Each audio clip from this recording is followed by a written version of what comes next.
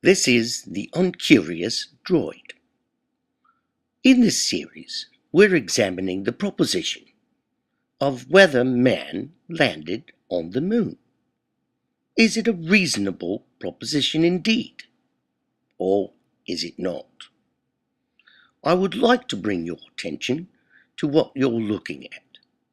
It is the top section of a lunar excursion module on the moon.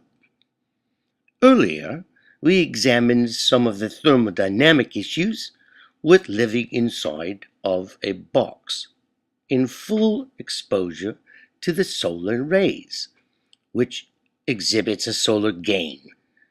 You get hot. In this video, we're going to look a little more carefully at the artifacts that give us the evidence to ask the question, has a man landed on the moon? I would like to draw your attention to some of my concerns. In the center of this photograph, we see the reaction control system, which helps adjust the attitude of the spacecraft as it moves through space. Now, to the right, you'll notice a large tan panel. And as we can see, there are many subpanels.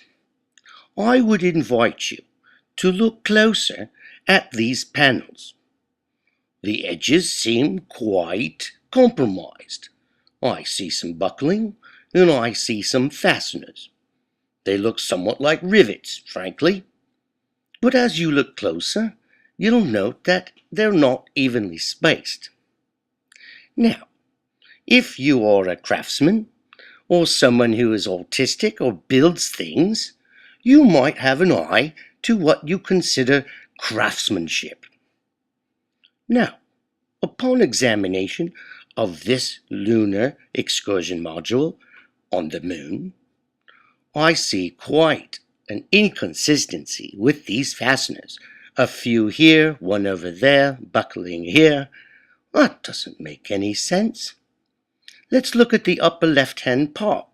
In this 10-panel sequence, we see many problems. As we examine this panel, the problems emerge immediately. We see rivets again that are uneven and buckling, which is disconcerting.